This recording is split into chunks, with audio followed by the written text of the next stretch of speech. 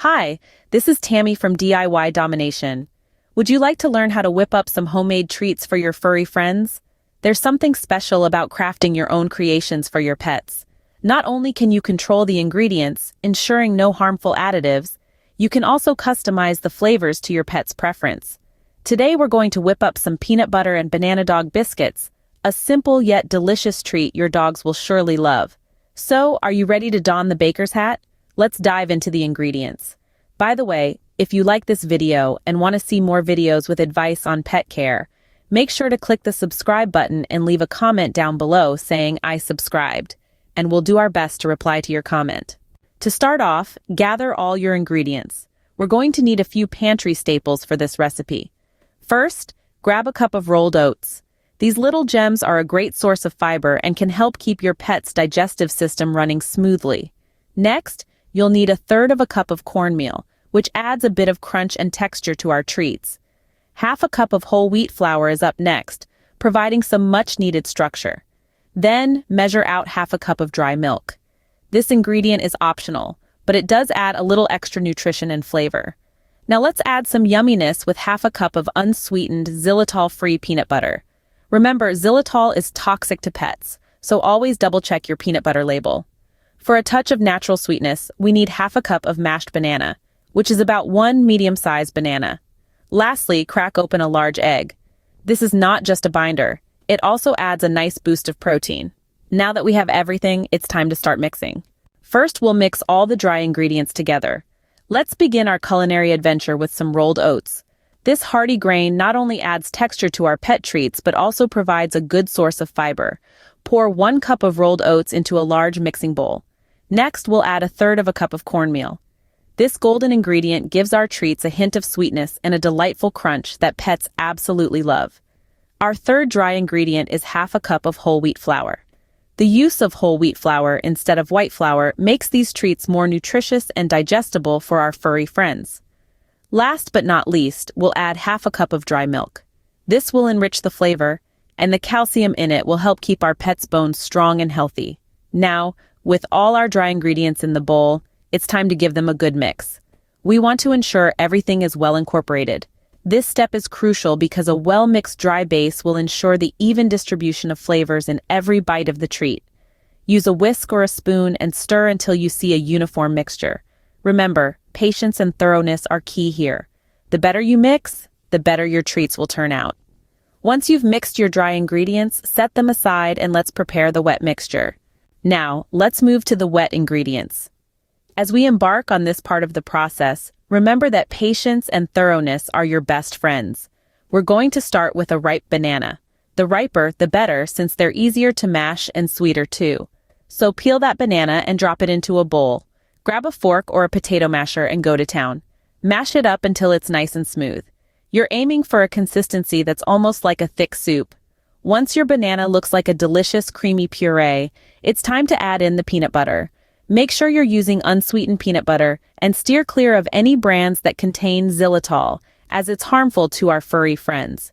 Scoop out 1/2 cup of peanut butter and add it to your mashed banana. Now, the fun part begins. Stir the two together, blending the mashed banana and peanut butter until you have a beautifully smooth mixture.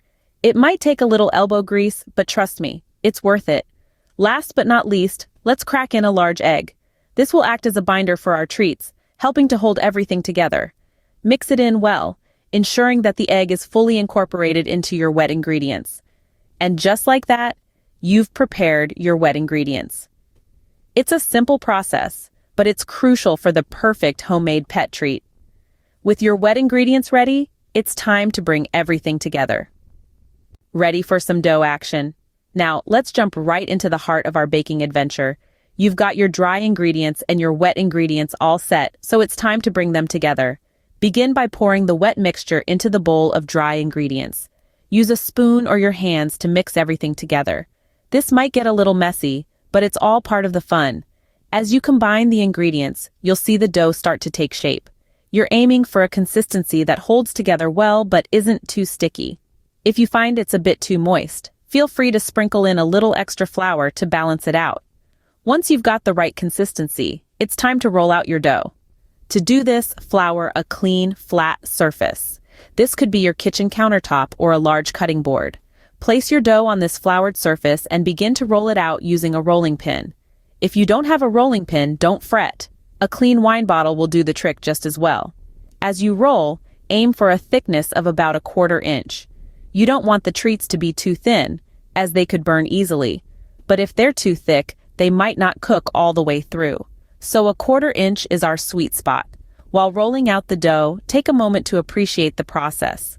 Feel the dough beneath your hands, the rhythm of the rolling pin, the anticipation of delicious treats to come. You've now successfully combined your ingredients and rolled out your dough. You're one step closer to having homemade pet treats that your furry friends are sure to love. With your dough all rolled out, it's time to get creative with shapes. Grab your favorite cookie cutters and let's get shaping. This is the fun part where you can let your creativity shine. Whether it's bones, paws, or even stars and hearts, your furry friend will love them all the same. Now it's time to transform our dough into delightful treats. Take your rolled out dough and press your cookie cutter into it. Don't forget, the thickness should be about 1/4 inch. After cutting out your chosen shapes, gently lift them and place them onto your prepared baking sheet.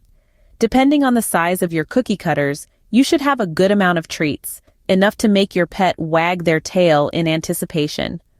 Once you've filled your baking sheet with an array of shapes, it's time to pop them into the oven.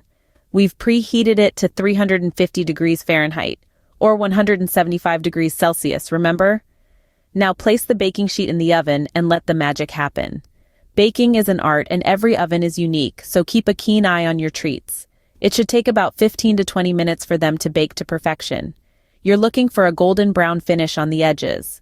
That's when you know they're done. But remember, they continue to cook a bit even after you take them out of the oven. Once you've baked your treats to a golden brown perfection, let them cool before serving. Cooling is a crucial step, as it not only makes the treats safer for your pet to eat, but also helps them firm up. So, resist the urge to serve them right away, no matter how much those puppy dog eyes plead. So now you've just made a batch of homemade pet treats that are not only healthy, but also filled with love. Get ready to see some serious tail-wagging action.